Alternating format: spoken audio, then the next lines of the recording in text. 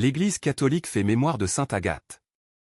Agathe, nom d'origine grecque qui a le sens de bonté, est une martyre chrétienne du IIIe siècle. L'intercession des saints, dans la première prière eucharistique, mentionne ensemble Agathe, Lucie, Agnès, Cécile et Anastasie. Le noyau historique de la vie de sainte Agathe la situe en Sicile, elle subit le martyre sous la persécution de l'empereur Dèce.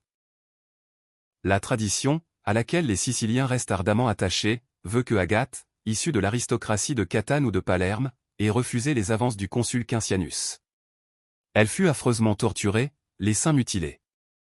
Elle déclarait à son tortionnaire, « Oublies-tu ta mère et les seins qui t'ont allaitée ?» Jetée dans un brasier, elle fut brûlée vive. Par suite, sainte Agathe sera invoquée en faveur des nourrices et contre les douleurs causées par le feu. De Sicile, le culte de la jeune martyre, si impressionnante de courage et de fidélité pour le Christ, se répandit jusqu'à Rome et même Constantinople. Les jeûnes et la sainteté. Dans ses pèlerinages à travers le monde et notamment lors des JMJ, Jean-Paul II ne cesse d'inviter les jeunes, « N'ayez pas peur de devenir des saints. » Les jeunes martyrs, il faut se rappeler leur litanie dans nos prières de famille et de communauté. Depuis celles et ceux des premiers siècles en Sicile, à Rome, jusqu'au sein de notre époque en tout pays. Dans les églises d'Amérique du Sud et de l'Afrique et surtout dans les pays de l'Est de l'Europe sous une persécution de plus de 70 ans et les jeunes saints martyrs d'Extrême-Orient en Chine, en Corée, au Vietnam. Demain, on rappellera ceux de Nagasaki, au Japon. Sainte Agathe, priez pour nous. Évangile. Il commença à les envoyer en mission. Alléluia. Alléluia.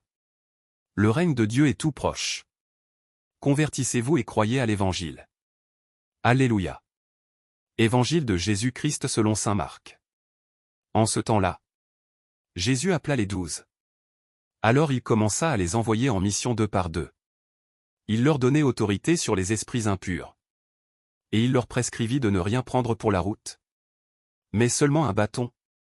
Pas de pain, pas de sac. Pas de pièces de monnaie dans leur ceinture. Mettez des sandales. Ne prenez pas de tunique de rechange. Il leur disait encore. Quand vous avez trouvé l'hospitalité dans une maison, restez-y jusqu'à votre départ. Si, dans une localité, on refuse de vous accueillir et de vous écouter, partez et secouez la poussière de vos pieds. Ce sera pour eux un témoignage. Ils partirent et proclamèrent qu'il fallait se convertir. Ils expulsaient beaucoup de démons, faisaient des onctions d'huile à de nombreux malades, et les guérissaient. Acclamons la parole de Dieu. Louange à toi Seigneur Jésus.